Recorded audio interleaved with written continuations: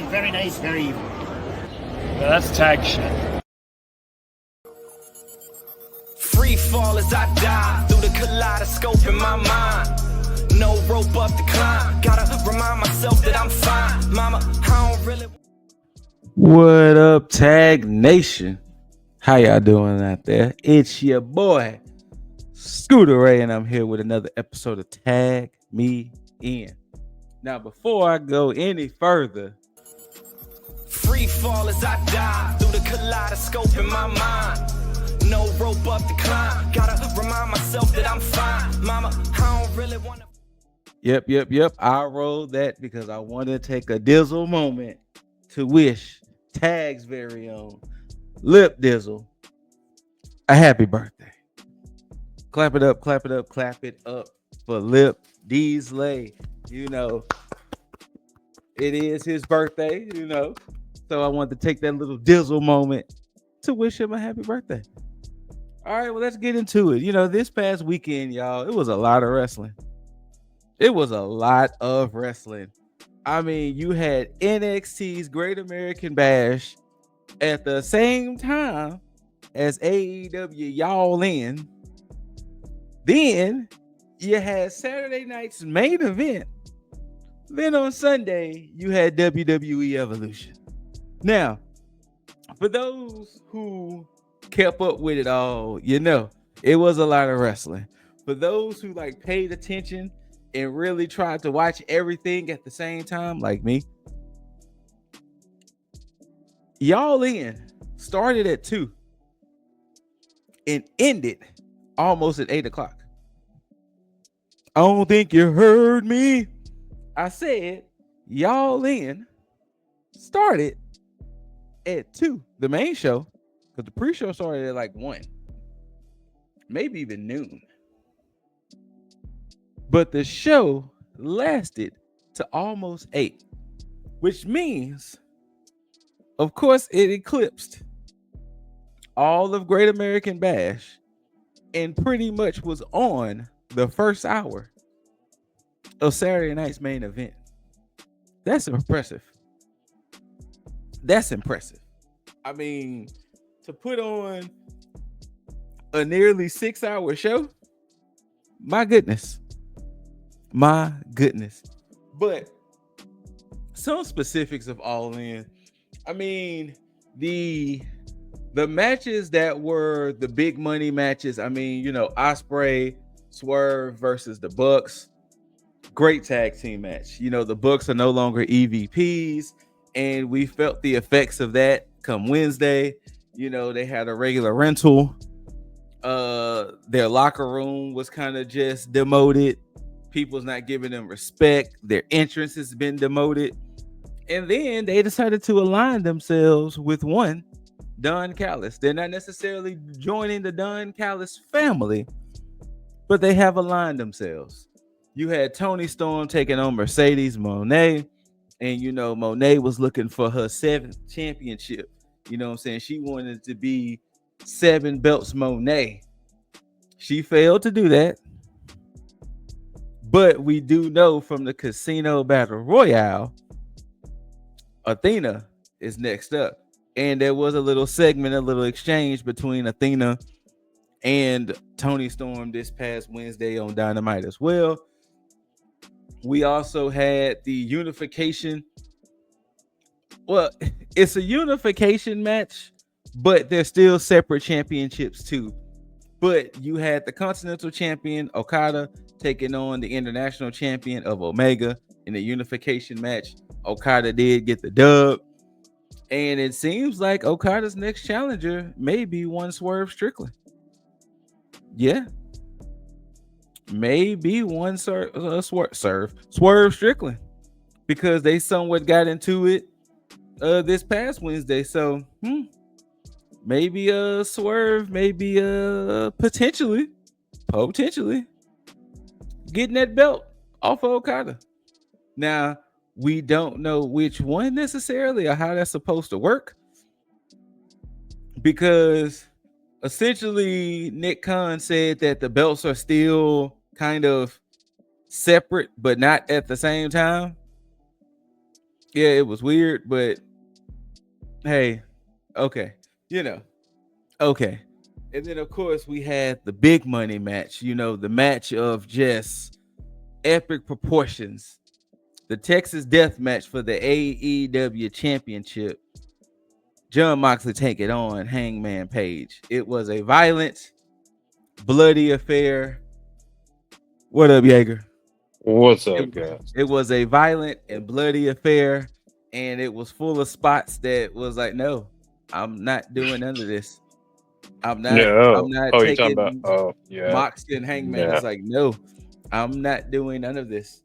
I'm You not couldn't taking sign me up for any of them. No. like literally within the first 5 minutes of the match. Hangman and Which stabbing commentator? Moxley with a fork. Which commentator was it that said like we're only 2 minutes in and we're already getting bloody? Right? Like it was crazy. It was absolutely insane. He stabbed Right? him with a fork.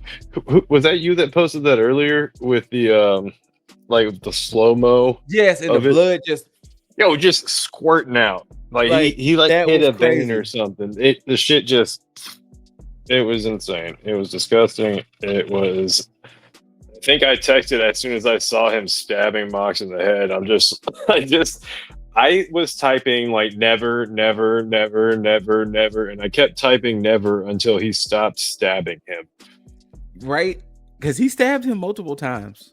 So many times. It was multiple times. I got about 8 nevers out, I think. Yeah. Like that was just violent. But yeah, like I said, I mean, it is definitely their big show of the year. Like, I mean, like I just told y'all earlier, it lasted almost 7 hours. It was if we take away the marathon of a main event. So, or excuse me, a marathon of an entire show. To me, it was my like. If of all the shows to have watched, like this one was the one that was just insane. Not to mention, it blew all of our fucking predictions out the water. Dude, I have never felt so just defeated of an AEW show. Like I mean, don't get me wrong. So defeated. I knew Mox winning was a Hail Mary because that was my own personal Hail Mary. So I knew him winning was kind of a long shot. But the fact that Mercedes didn't win, the Bucks didn't win, Omega didn't win, like it was like, well, shit. Bro, like, how you gonna have Omega on the return run still lose?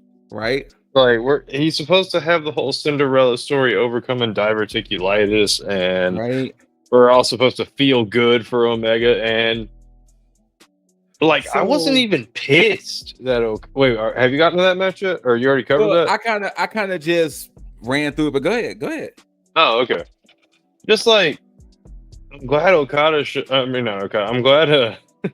I'm glad Kota Ibushi showed up. By the way, like favorite when I was paying more attention to New Japan, he was by far my favorite of the New Japan roster. The man he was essentially their Will Ospreay. Go to Naito for me. Tetsuya Naito is my guy. Oh, that's more than fine. That's well deserved. Like Tetsuya Naito that's my guy. But I believe he's like Japan's Stone Cold Steve Austin. Anyways, right. So Dizzle had said when we did the hot tag of Wrestling Weekend, go check that out. Dizzle said that he think that this was more of a setup for possibly well, this was predicting before we saw what happened Wednesday. But he said that he was thinking that it may have to do with Shabbat, not Shabbat, Jesus Christ. The other member of the Don Callis family, whose name is Takesha, has to do with probably Takesha. Damn it! But we just saw Wednesday that Swerve and Okada had a standoff. So maybe Okada is next. I mean, maybe Swerve is next for Okada. But other than that, like our predictions was just shot shit. Like why the fuck? Like At this point, I feel like the Bucks losing was like a shits and gigs twist for this plot. Like what? It had to, especially seeing the fallout from it this Wednesday, because because I did mention it to the people. I was like, considering what happened Wednesday, yeah, it's definitely the turning into a comedic act at this point. Oh, it's absolutely. I mean, I get the twist on it with the way like their intro and everything. It's like everybody that the Bucks had been like pissed about writing up random fines or you're fined, blah blah blah blah, and just being absolute assholes while they were doing this EVP shtick. They were assholes to everybody. So yeah. The production crew is going to be shit to them. The freaking people that cut their entrances are going to be shit to them. Their pyro budget is non-existent apparently. So I get leaning into that, but at the same time, like let's actually have the story go in like an interesting and like tell an actual story. Like when you had been building up this serious alliance with oh my god. Yeah, Death Rider. I was about to call him the BCC. But yeah, the Death Rider, like when you have this alliance with the Death Riders, look, and then even showing up 4 mocks later, like why would you not give the poetic ending to like, have the Bucks win, maybe have Hangman win, but even then, I'm not gonna lie, Scoot, like I was pretty sold on that, and then I forgot about it, and then I got reminded of it. You know what? I was just like, let's call a random Hail Mary. Let's throw the Hail Mary. Let's see if it happens or not. And then it doesn't help too, because once again, watching Dynamite, the main event, Darby is now kind of stalking Mox. So it would have been like, geez, so pretty much my damn prediction was pseudo right. It's like came through, but not for the belt for some fucking reason. Yeah, so like honestly, it would have put such a good close on a chapter between like Hangman and the Death Riders, and then going into the Darby thing. Yes. You could throw Hangman in there, like towards like when Darby's supposed to win, have Hangman show up for the Alliance or something. But oh my god, man, I'm right there with you. Because so. At this point, because like I said, because now we can really talk about the fallout of just pretty much everything. So we know MJF has that contract, and he pretty much said that he's going to take his time cashing it in. Like he's not going to just waste it. So that's fine. He said that's the breaking case of emergency glass. He said he wants to win the belt by himself, and then have the briefcase. Just in case anybody beats him. So like I said, and I mentioned earlier, Athena and Timeless Tony is happening. Oh, like damn it, man! I was pissed about Mercedes losing too. Like, well, because now, like, no, where does that put her? Huh? Because where does that put her now after she lost? Like, she's just like. It's going to be interesting to see what they do with her going forward. I mean, to have Tony win validates a theory that I didn't voice to y'all, that Tony's kind of becoming the Charlotte in a sense of like putting people over. But I say or to me, that confirmed it enough for me to say that with this win over Mercedes, because she did the Charlotte thing as well and broke a fucking streak. So I see where you're getting that thinking from, and I'm not necessarily mad at it. I think what it is, she's too big of a star. She has eclipsed at this point so much of the women that if you think about it, Mercedes made the most sense to dethrone Tony, because Tony could literally took a whole break. But now we're going to make it to where, okay, possibly Athena is the one to do it. But Tony has become such a star overall in that company that now they have built her to the aspect of you got to make it believable now. Like you got to make it good. And the problem is Tony is too damn good at what she does. And because she's fucking, I don't know, like if she came up with Timeless Tony Storm or if she had some help in that. But at this point, I have to believe it was. I have to believe that it had to been a brainchild of hers, and somebody else probably helped see the vision. But it's too much. maybe that It was seems like Luther. it's Who her. knows? Maybe so, because she is But absolutely God killing damn it. Yo, I don't and to do a complete like I don't want to say 180 from the personality she had before, but like jumping into No, a whole it's different era. no. Jumping into a whole different era. Like a It was whole damn near. separate. It was damn near Bradshaw becoming JBL. Like it Oh was a yeah, complete yeah. Yeah. That's a good comparison. yeah. It was like Bradshaw, who was an acolyte, and Uh-huh. APA became JBL, and Uh-huh. it was like, wait, that's the same gentleman? Like, wait, that's the same guy. So Timeless Tony, with like you said, she was this punk rock type. The next thing you know, boom, and it's like, what are we doing here? Like, this is crazy, and it's For working.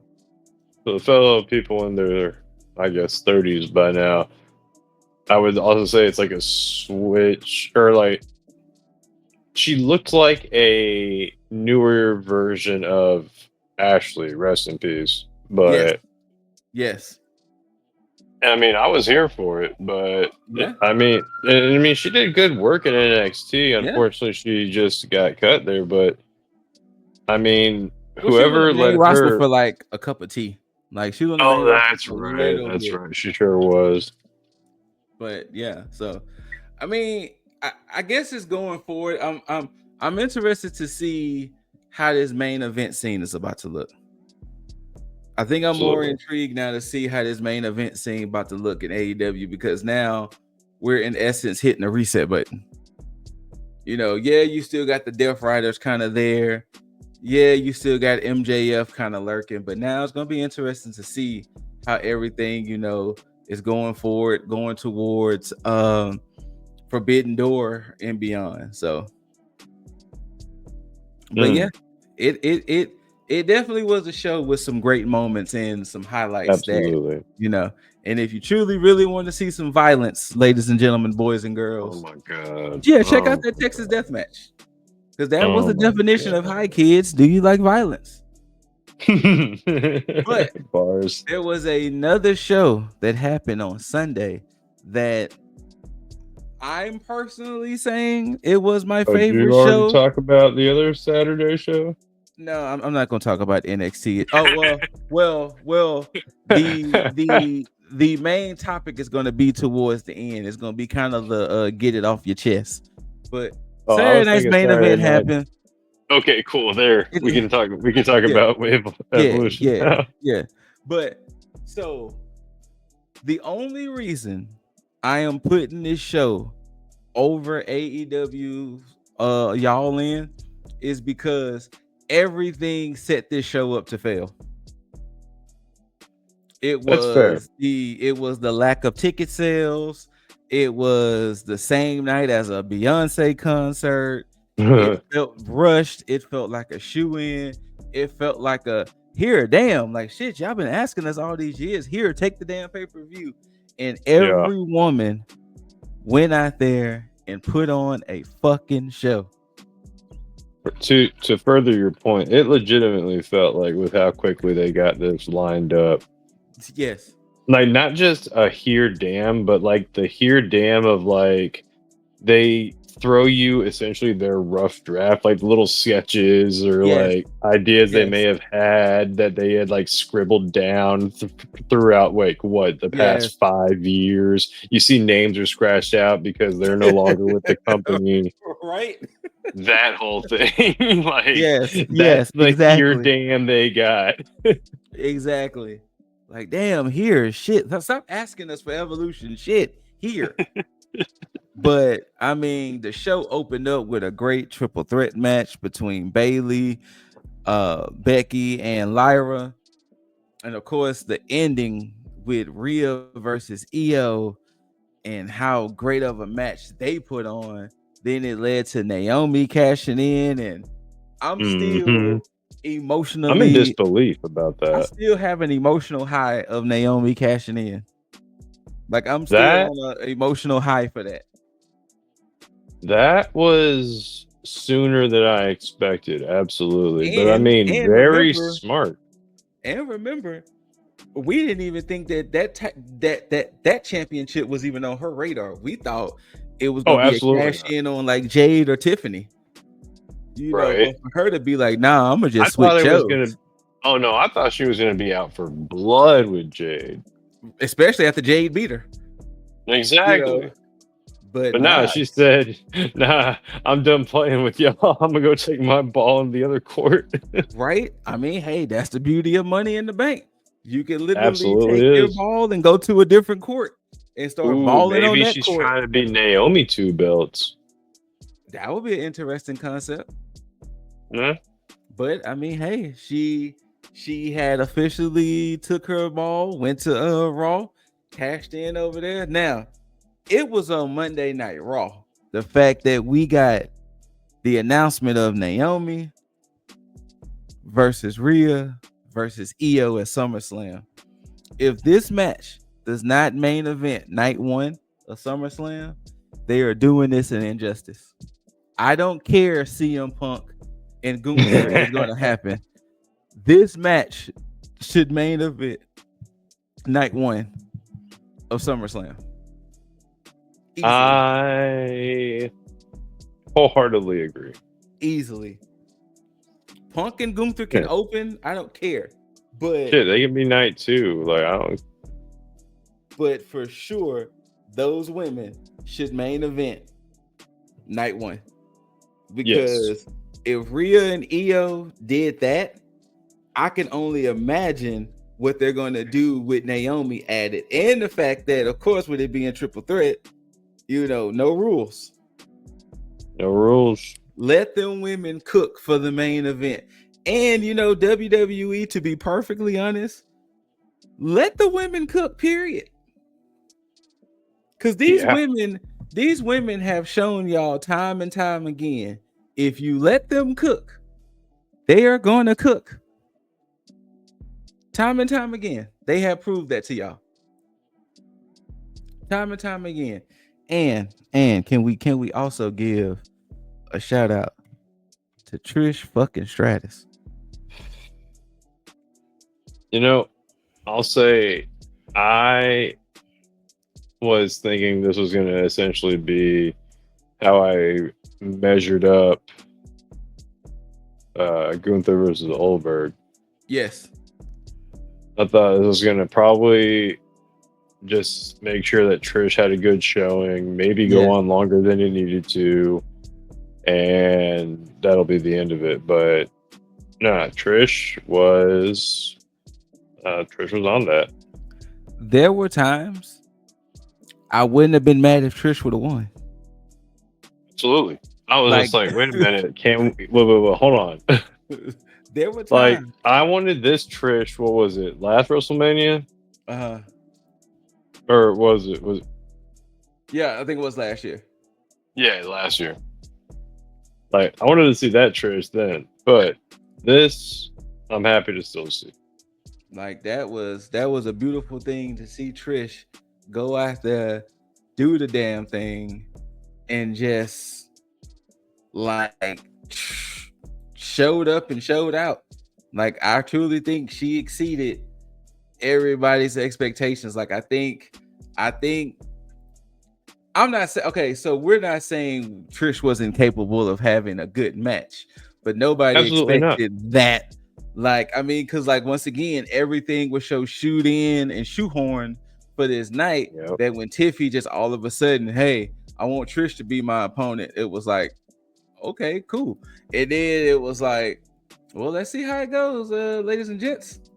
And yeah, it was a beautiful thing to see. It was a beautiful thing to see that, if that is Trish's last match, what a hell of a match to have. Proper send off. What a hell of a match. Now, speaking of a proper send off, since we can segue, we're gonna segue to it a little early. So, my get it off your chest moment segment. Oh, right on into it. Let's do it. It's gonna deal with this gentleman here. And no, I'm not talking about the world heavyweight champion. But they put Gunther like a little square is over going to be Gunther. this guy Goldberg here. Yes, I'm gonna respect him for this time by calling him Goldberg. So the other name we call him. Now he had his retirement match at Saturday night's main event. It was for the World Heavyweight Championship. Goldberg is 56, and he Wait, it was for the belt? Yeah, it was for the belt. Yeah, if Goldberg would have won, he Completely forgot that was for the belt. Yeah, it was for the belt. So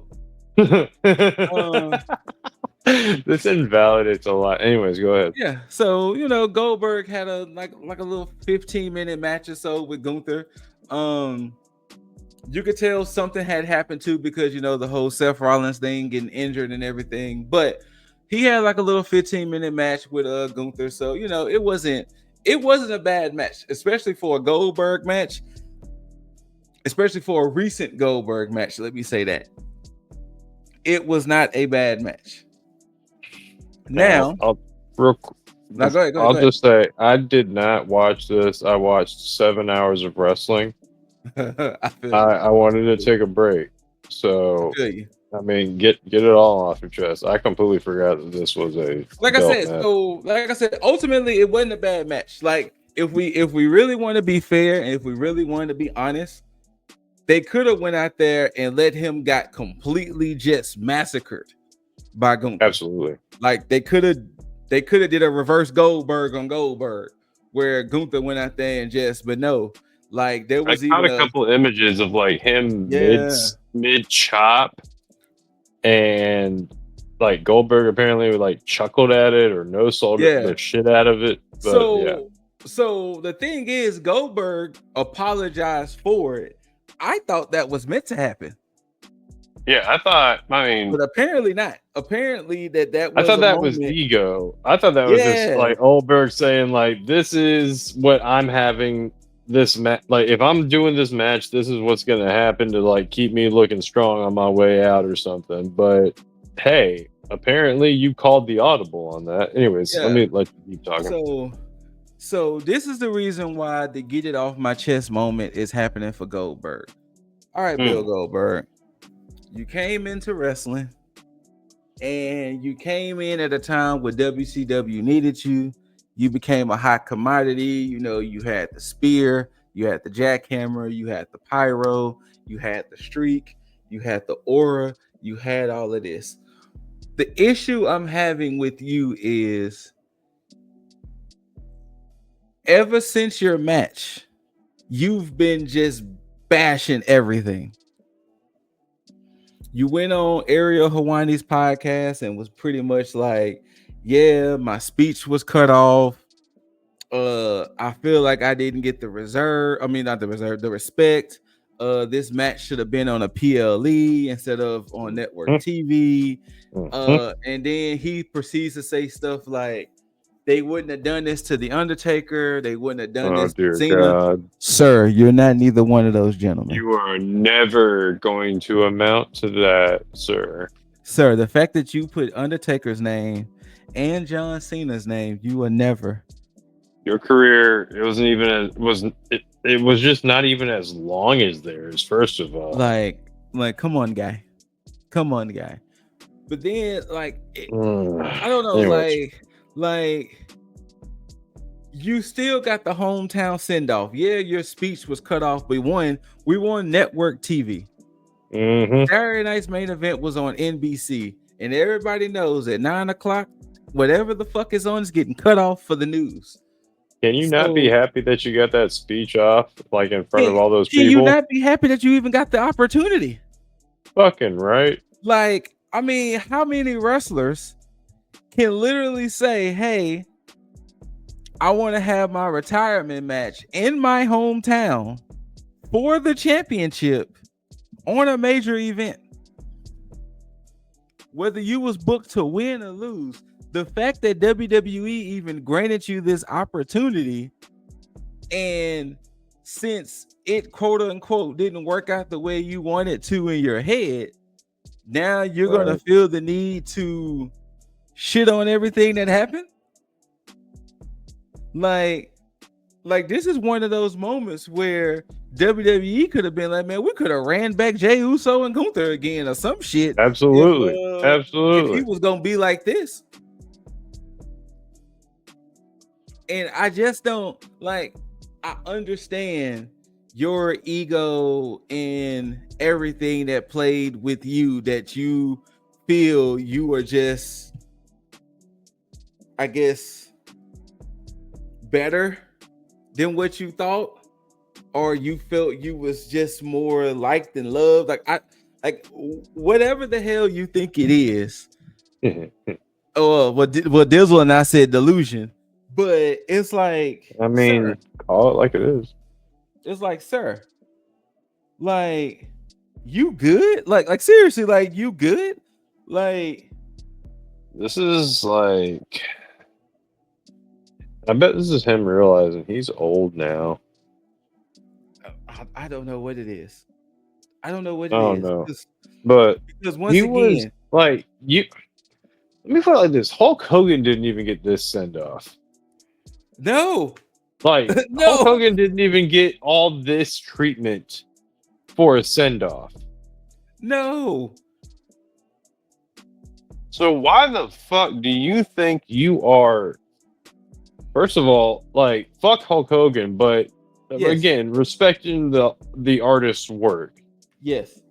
for respecting like what he was at the time. Like, yeah, Hulk Hogan didn't even get this fucking treatment, dude. Why the fuck do you think you're gonna get this? Like you got more than you were ever really supposed to get. With all due respect. Mm-hmm. Like, I loved watching Goldberg like beat the shit out of people growing up. But yes, I mean, yeah, because we was kids then. Yes. Yes, absolutely. But if I were an adult back then watching that, I'm like, oh, all right, well, here comes, I guess, that generation's version of Will Hobbs. Probably so. Yeah. Or Wardlow or some shit like that. Or Oh, Braun Wardlow. Strowman. I'm gonna say, I mean, at least Wardlow and Strowman won the belt too. Man, that's also true too. Also, fuck Braun Strowman. Anyways. Yeah, true. A lot of these guys, boy, they just be showing their true colors, man. Ugh. Like, just ugh. But I mean, like, and don't get me wrong. Once again, I understand your contributions to wrestling because I've been watching wrestling for a strong 30 years. Yep. And I know your contributions to this sport. But for you to throw this temper tantrum and fit like how you've been throwing, it's like, sir, like, the fact that you was even granted this opportunity, the fact that they was even entertaining you, the fact that they even entertained the idea of having you have a retirement match. Like, you could have easily, like, your retirement match could have easily been on some Ric Flair shit.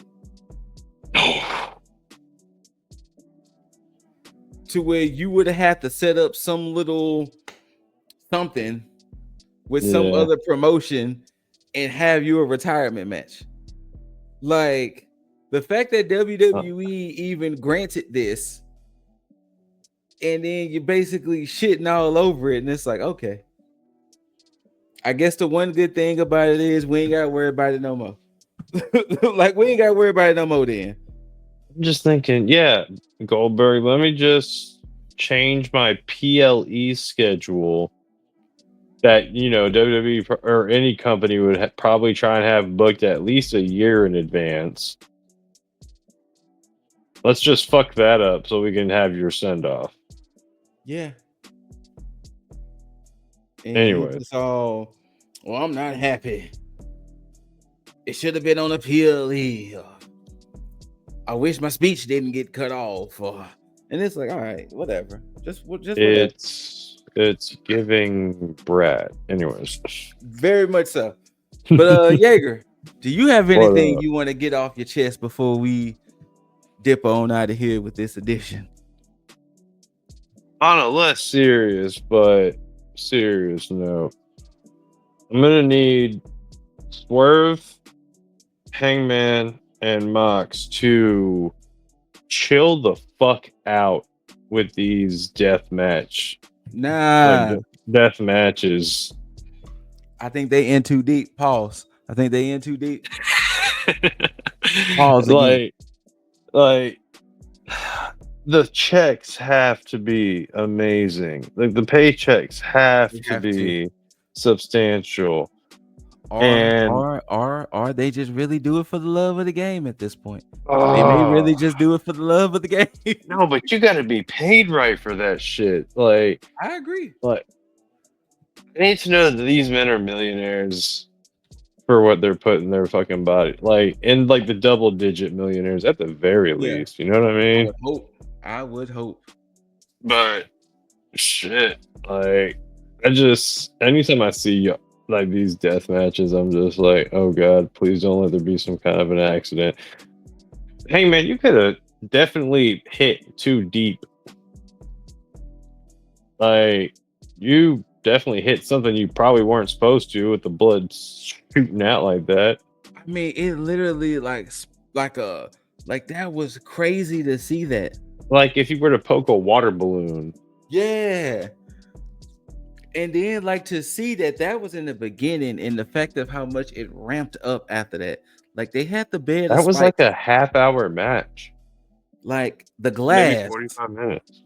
The bed of spikes, the chairs, the just weapons, and it was like, when will this madness end?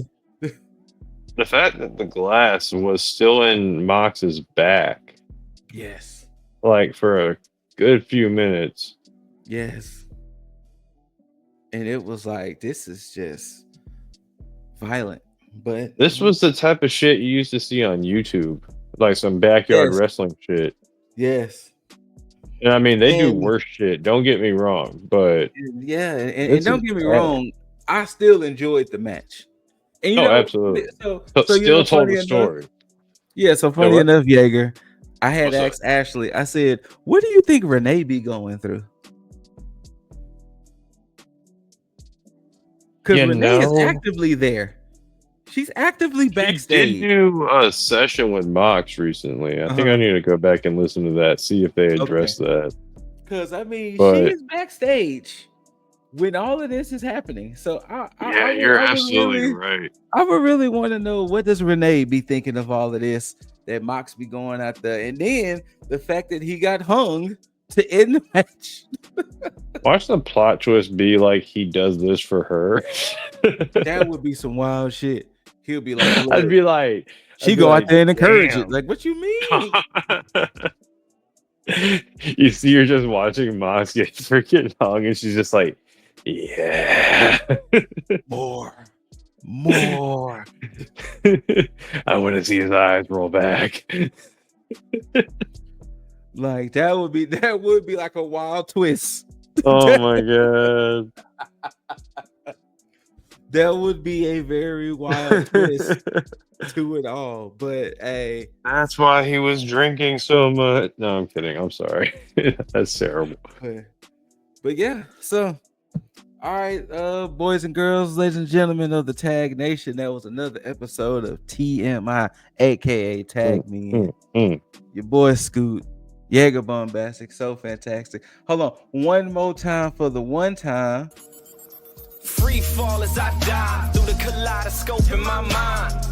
No rope up to climb. Gotta remind myself that I'm fine. Mama, I don't really want to take that Dizzle moment to wish Lip Geesley a happy birthday. You know what I'm saying? One more time for the one time. But yeah, happy birthday. Shout out happy birthday, also Juggernaut and Leo. Leo, get well soon, man. I read what happened with your shoulder situation, so get well soon for sure. But yes, absolutely. Tag Nation, hope you're feeling better soon, man. Love one another, love yourself, take care of one another, take care of yourself, and until next time, like, share, comment, subscribe, all of that stuff. All down there. You know, tag that notification bell, everything. And until next time, you beautiful, beautiful people out there. As we warm this up, you know, Jaeger can't see me, but you know, we can still hit him with that bada boom. Damn.